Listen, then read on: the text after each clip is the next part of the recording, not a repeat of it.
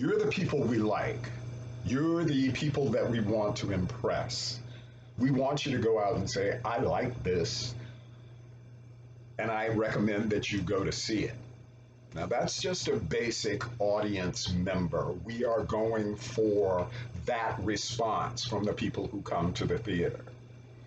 But you now are taking a theater appreciation course. When you critique a play, you have a vocabulary, or you will have a vocabulary, or an understanding of theater and how it works.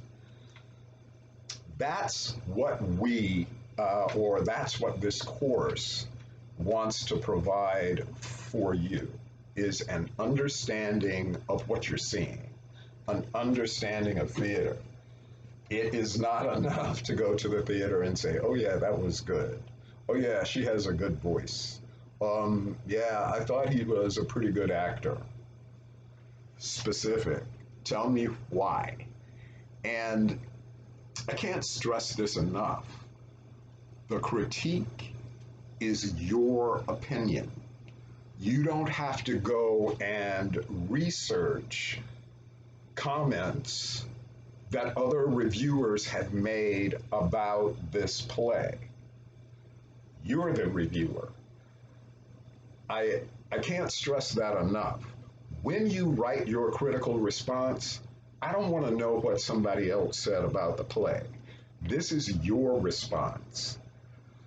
Now, it's going to be a challenge because usually when I teach this course, when there is no pandemic, I direct at Sumter Little Theater at least 3 plays a year. And the way the theater is, or the way the season is set up,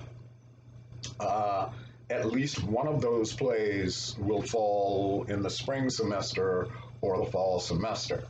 So during the semester, I'm talking about the play.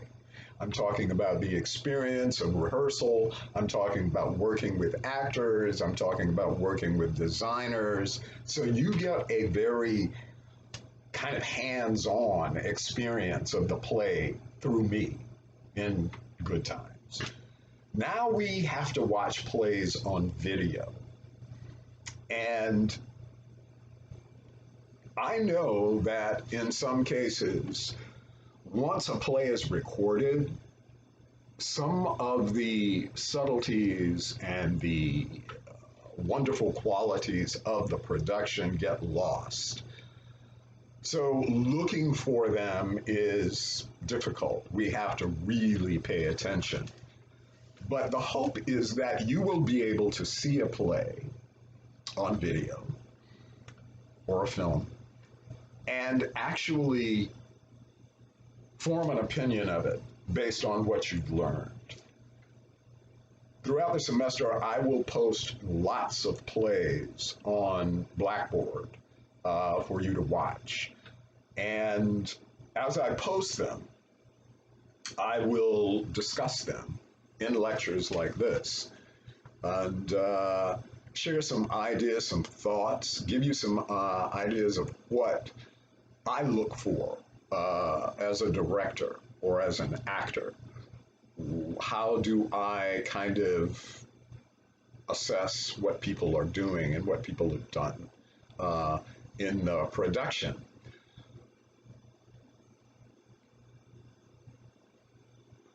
However, I know that you, because of who you are, because of your age, not like I know who you are, but I have a feeling you're probably pretty opinionated. You have been exposed to a lot culturally. So while you might not know all of the workings of a theatrical production or what exactly goes into the creation of it, you certainly have enough of a vocabulary to form an opinion and to express it. Okay. Now, just talking, a little bit about this critical response. It is a paper that you have to write. Should be between 3 to 5 pages. That's not a lot. Um, I I encourage you to start watching plays now, beyond the ones that I will post on Blackboard, because something's going to appeal to you. You're going to say, wow, I really am interested in watching this production of Macbeth. Um, it looks interesting. You're going to watch it. Watch the production. Watch it a lot. Watch it several times. Find a copy of the text of the play. Read it. Reading the play it will fill in the blanks that are left out of a production. Because ultimately, you have to be able to understand everything. I will post for your information, just as an example, a production of Hamlet by Peter Brook. Peter Brook is a director, brilliant director, and I'll talk a lot about him throughout the semester.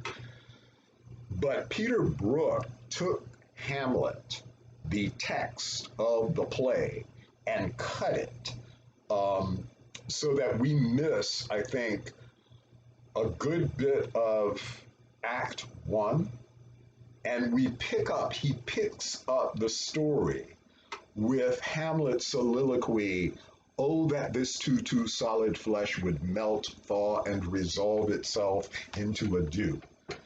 At this point in the play, Hamlet has already encountered his father's ghost. He knows that, I mean, we have already had the scene where Claudius has introduced himself as the new king. It's a lot has happened, but Brooks starts the play there because everything that happens from that point forward is directly connected to the plot of the play. It's almost like, okay, we don't need this information because we'll find out about it as we move forward, but that's where he starts the play. I reference this because it would be, if you chose to write your critique on that Hamlet production, you would need to know that Peter Brooks started the play there and not at the true beginning of the play. Just an example of the importance of reading the text of the play. I want to talk about the audience just briefly before we end. I mentioned on Tuesday that our audience at Sumter Little Theater is over 50, white and female, typically. They are our audience. And we are not unique. That's the theater going audience across the country. So when we plan a season, we keep that in mind. That's our audience. That's who we have to appeal to. This doesn't mean that we don't constantly try to find more audience, a different audience. And we do that by offering a diverse season, plays that will appeal to not only our audience, but others. So we want to present plays that will entertain people, but we don't want to get caught in the pattern of only producing plays that will appeal to the people who support us. Make sense? Okay, I'm going to end there today. I'm going to post these videos. I will be seeing you, some of you, in our Zoom meetings later this morning. Thank you. It's a great weekend. I hope you have one. A great weekend anyway.